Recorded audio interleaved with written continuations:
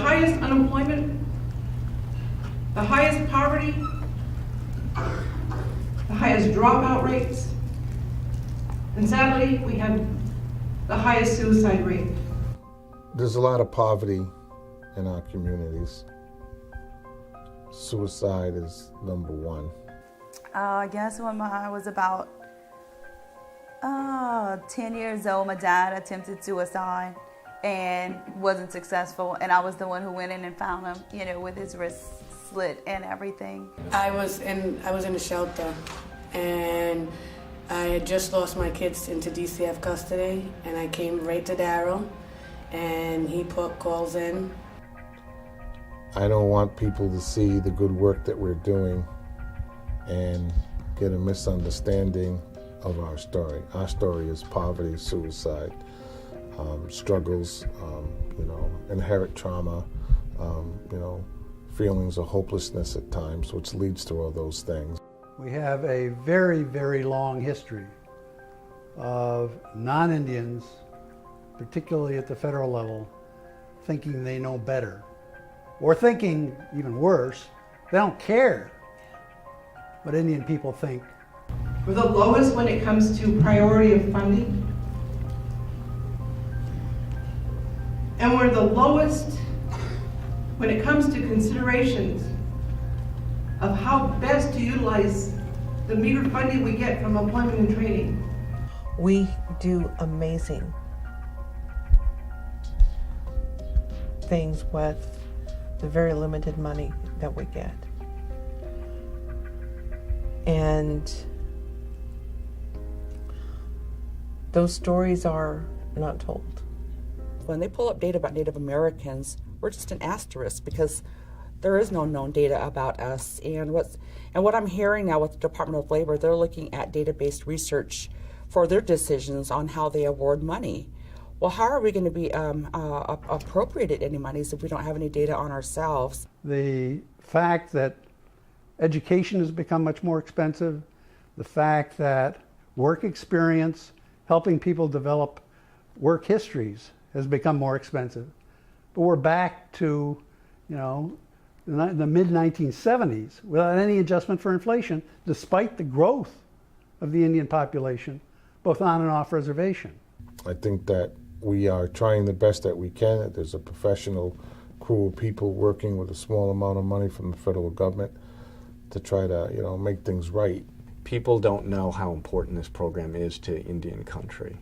And so I think telling the story, people understand that this program affects lives. I mean, it affects real people out there in Indian country. I think that we all have a story to share. Everyone that I've ever come across Indian country has been in some way involved with the work that we do at Department of Labor, and most of the people that I've worked with on the council have gone through this program.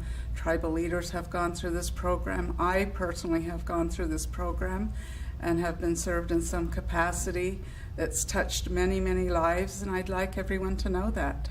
I think it's important for people to know that, hey, there is an employment and training program that can help you with an array of things that you need, supportive services, training, helping you write a resume, find employment. Our story has to be our story. It needs to be a dissection of each area in the country because it is in the entire United States with Indian communities. Our story needs to be our story and not their story.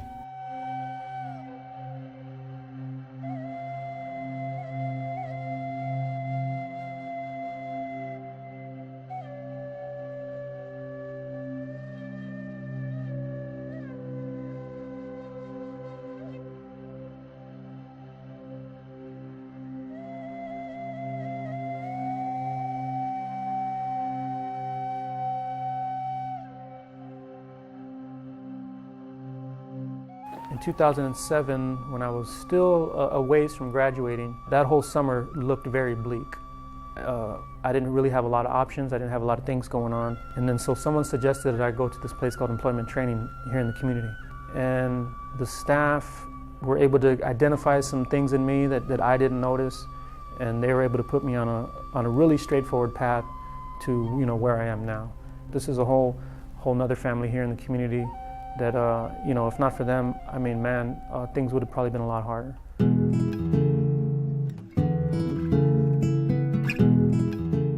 It all started back after I finished high school. My family wanted me to continue my education. I went and did my 3 years at Gateway Community College, and I worked like 4 years in that electrical company. I got laid off. I trying to look for a job, and which was pretty hard, being an electrician at that time. I wasn't certified, so from there I just kind of I didn't know what to do. So my family, and along with my sister, who is a ASU alumni, said, why don't you apply for ASU? So I said, okay. So that's what I did. I pretty much just service all the districts of the Gila River Indian community, starting from District 1 all the way to District 7. I pretty much just do everything like troubleshooting, moving computers, installing. It was just really vague topics on what you can choose. It said like fire department, police department, computers, so, different things. So everything is like so computer dependent, nowadays. And it's gonna just keep growing. So I figured, all right, it's gonna be around for a while, I'll take that. We have to tell really what we do, what the outcomes are of what we do, the successes, beyond the numbers on the report. That's not going to do it. The people we help are more than just numbers. And when they come to the programs, a lot of times this is the turning point for them. My dream is to have a house with a family, doing what I love, which is construction, and helping future prospects students succeed as well. Oh, what do I love about construction? I love everything. I love from the tractors to the workers, to the wires, to the lights, to mechanical, everything. I love everything about it, from the ground up, from the dirt to the concrete, everything. Because that can, later on in life, when you drive by, with your family or with friends, and you say, hey, I helped build that building. I always tell them that, utilize this time while you're enrolled in this program to become more motivated about getting back into the workforce, to really develop yourself, relearn yourself. Why is it that you want to be in the workforce again? I said, I guarantee you by the time you're done with this program, you'll know what kind of career you want to build up on. Our goal is to train students for a sustainable career in the field of welding. Here at United Tribes, under the Demand Project, they wanted to get a welding training center here fast and getting these students out into the workforce, jobs right away. And so what we're doing here is we took a 1-year, 2-semester course and shrunk it down to 16 weeks. An accelerated training course so we can get them in and out in 4 months, out working, making money to support their families and better themselves, better their lives. This is our Lincoln Vertex 360s. They're used to train the students the proper way, contact to work distance, your angles, your speeds, getting them to do it the right way before they go on to a live welder. First, they learn on these simulators how to MIG weld. Then they go out to the shop to all these 12 booths, and each student has their own, and they start MIG welding. Once they're done with that, they bring them back into the classroom where more theory. Then once they're done with the simulators, they go back out to the booths. The class is 16 weeks, you just got to do what you're asked. It's not that hard. You just got to show up every day and put in your time. Because in the end, it's gonna satisfy what you want to do in life. The work is something that you want to do. It's an interest. Is that you just do it, before you know it, 4 hours is gone. And it felt like 50 minutes just went by. The Demand program at United Tribes was very helpful. They want young people to succeed in jobs that are in demand. I was taught to weld about 20 years ago by an elderly man in Asst, South Dakota, where my family is from.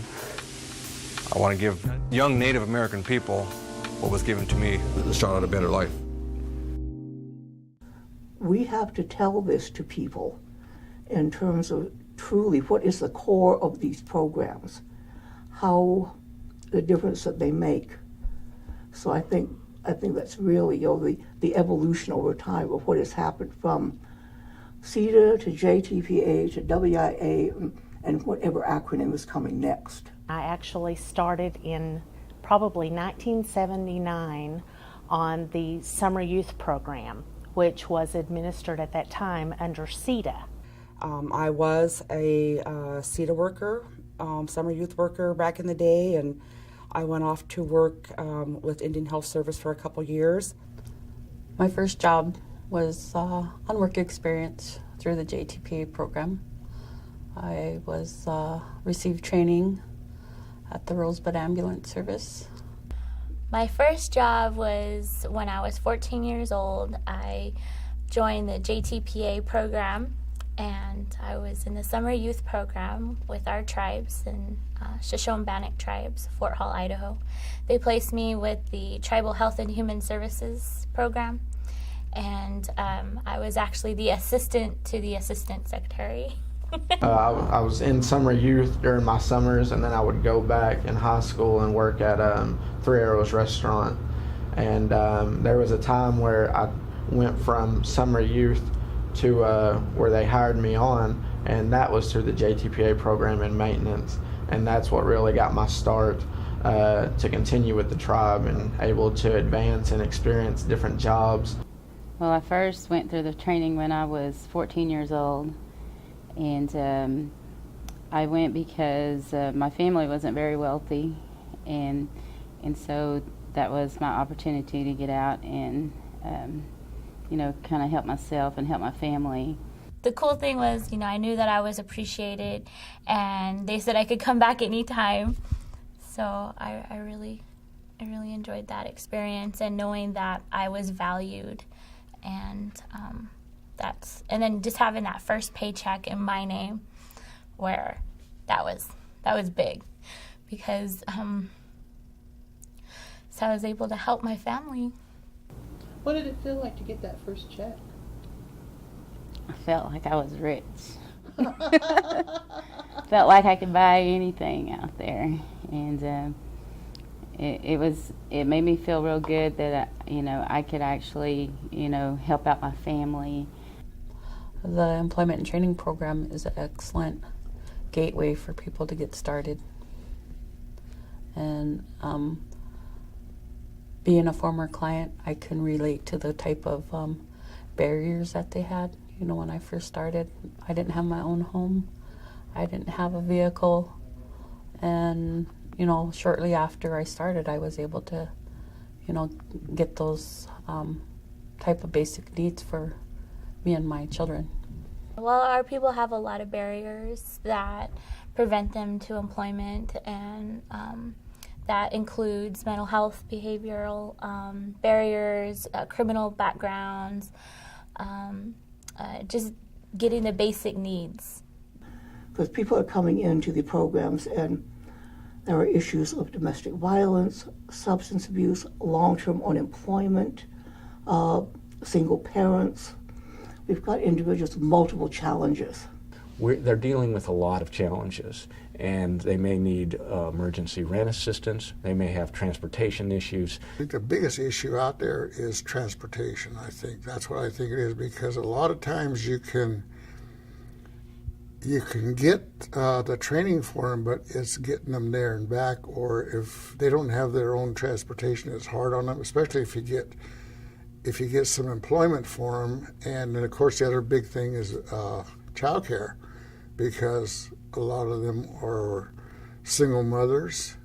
Well, I enrolled in it and did the classes for my GED, and I wasn't allowed to always be in the classroom because I didn't have daycare for my children at the time, so I would go upstairs to my own little classroom I had upstairs by myself.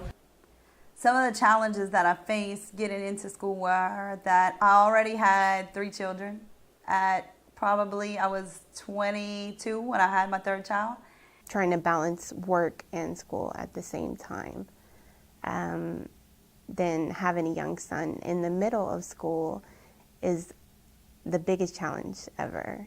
You challenge trying to balance both of those and keep your grades up and go to school and Then you have to find childcare. Trying to get through school with a 1, 2, and 3-year-old, but I did it, and you know, the assistance that they helped me with made it all possible. And then even with me doing my GED, we was not supposed to have our kids, but just so that I could finish and do what I had to do, they allowed me to bring my twins here with me and my oldest son to get dropped off here after school just so I could finish with the rest of the class, so I didn't have to wait till the following year. It's just a wonderful feeling to get to know my clients and, you know, to try to help them with their needs and, you know, to help them become self-sufficient in life. What I love to see is where we are with our participants from the first day that they come to our office or whether we're meeting them out in the community. And because we work in a holistic fashion with them, we know them well. We're not just working on putting them into a job. It's a motivation thing to, you know, to get people to better their lives because, you know, it's important. Passion I have is helping people to their greatest potential. A lot of people say it, admin assistant, oh, so you're a secretary. I'm like, maybe a little bit, but there's so much more to the job. And so I enjoy that, learning about marketing and just trying to grow myself as an employee within the Choctaw Nation. And I couldn't have done it without the JTPA program. The program does help. All the programs that was here at the Rhode Island Youth Council help. The GED program changed everything with me. It made me look different on everything. Now that, once I completed the program, I initially went to LPN school and I worked as an LPN for 8 years. And they offered some assistance with my books and gas mileage to earn that degree. And then several years later, back in 2012, I went back and got my RN. Summer 2009, just graduated and got an internship at EPA in Dallas, Texas. Started in the Superfam program through the program here at the Indian Center. What am I doing now since I've finished my training? I actually got the opportunity to go back to college. A lot of jobs out here. That's one of the first questions and requirements for a job is either high school diploma or the equivalent. And now I can finally check off like, yes, I have it. And it makes it so much easier. Well, I work the 11 a.m. to 11 p.m. shift, and most people either work days or nights. They work like 7A to 7P or 7P to 7A. So I work both shifts. I work with 2 different crews. So I come in and basically the ER is booming around 11 because guess what? Everybody's up and ready to come in, and the 90% I would say is never emergency. I was an intern at EPA for 5 years. Once I got my degree, I turned my transcripts and everything in and approached them for a job.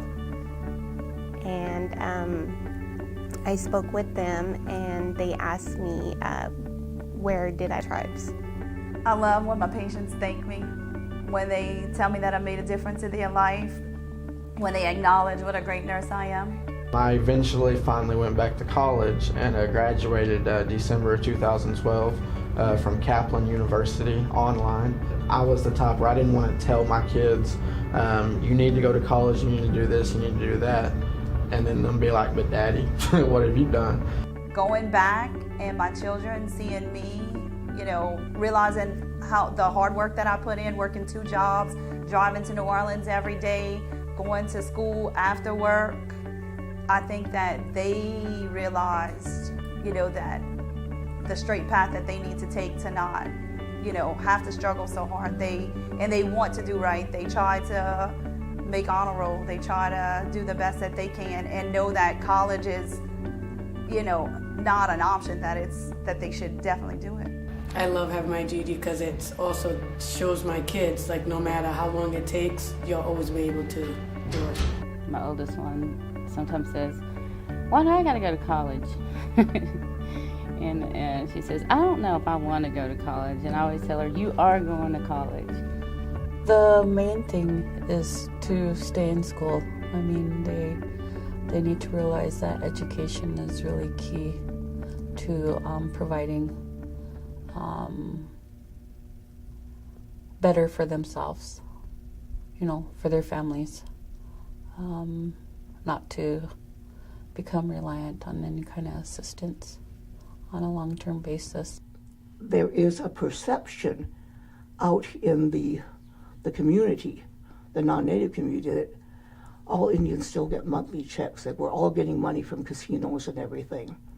So I think that government-to-government relationship has to be conducted as truly business and for the economic development and sustainability of tribal communities. So I started with CETA, then JTPA, and I've seen things happen with federal policy imposing on tribal self-governance, self-determination. The straitjacket which the Labor Department has tried to place on Native programs has been so tight that it discourages innovation and discourages the ability to be able to use program resources in ways that are relevant to that economic situation and are relevant to the culture, the traditions, and the goals of that particular tribe or organization. When Tom Dowd, our former chief, came in and was responsive to listening to performance standards that were culturally relevant for our population that we served. To see that go down the tubes with the change in administration in 1998 has been horrific to watch. To see anything that we designed for our communities go downhill. And with the younger guys in Congress and all that, they're not really fully aware of what the treaties are about. So they're kind of looking at, maybe they're self-made millionaires, and they're saying, well, if I can do it, anybody can do it. But they haven't seen the economies and stuff on reservations. I think that we are living with inherent trauma. I think that the things that we've experienced and our ancestors experienced has been passed down, and our tolerance for that has increased, and I think it's making us more sick. We need to work with either healing or lifting up an entire family to be successful. We have the notion of holistic services, which speaks for the values in Native communities, that we help people and we help families in a holistic way that deals with a variety of aspects of what makes them who they are.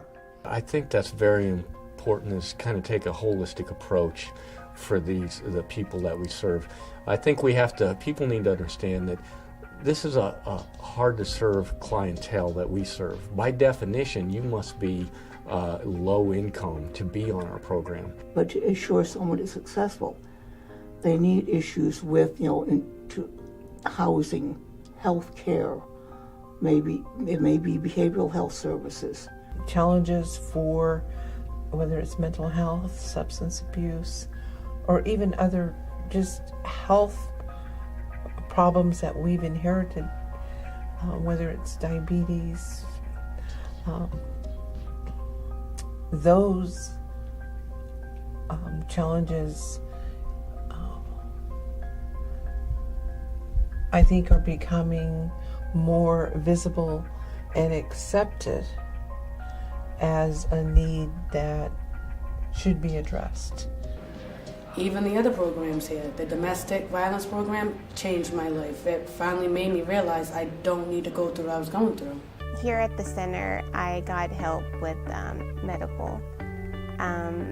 Everybody knows that when you're a student and you're working part-time, they do not offer health insurance.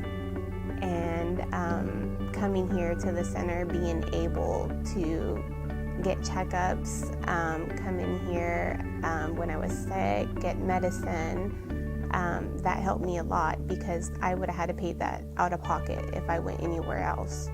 They've gone to court with me for my kids, everything. Even with my domestic cases, he's allowed Tammy to be at court with me, go to the police station with me.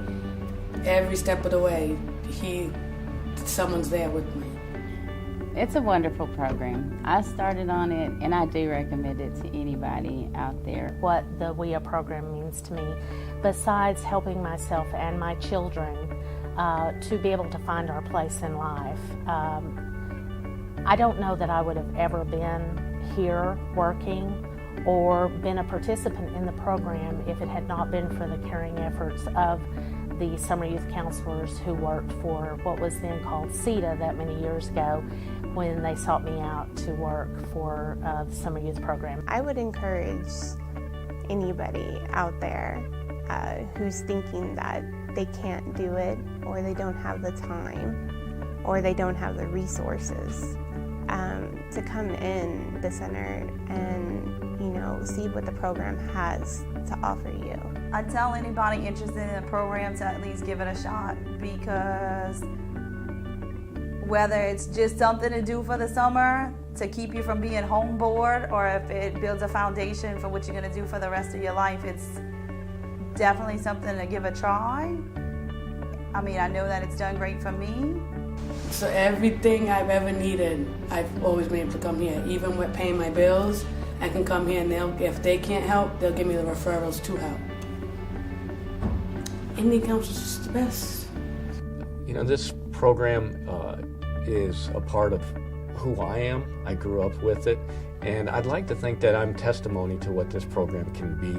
I would say that my passion lies with just watching others watch themselves grow, because you can see it in their eyes. When your client comes in and you see the color of the eye, and as they watch their own development and their own growth, their eyes just begin to shine bigger and bigger, and it's just a wonderful thing to watch. It just feels great knowing that I can pay my own bills. I can go out. If I want to eat out, I can eat out. Or if I want to save up money to buy something, I can do that. Or buy for my family, or my son needs new clothes, or my daughter is going to need new clothes one of these days. I don't have to rely on anyone else other than myself, because of the traits and the qualities that I've received from this program. They've taught me a whole lot, and I appreciate it. I mean, these programs have served the most in need, and that's been very important, and it's culturally relevant. But at the same time, it's a matter not simply of dealing with that strata of need, but ensuring that from here on out, that Native people have the ability, the training, the work experience to be able to get into professional, technical, managerial type positions. We can be productive, a productive workforce, and our people have skills and talent to be offered. As chair of this subcommittee of Our Story project, it is important to complete this project because it tells our story and it shows who we are as Native people, that we can make it, we can make a difference, and it will tell our funders that we need help. We need help with training for our targeted population groups, and with that, the return on investment is huge in our communities.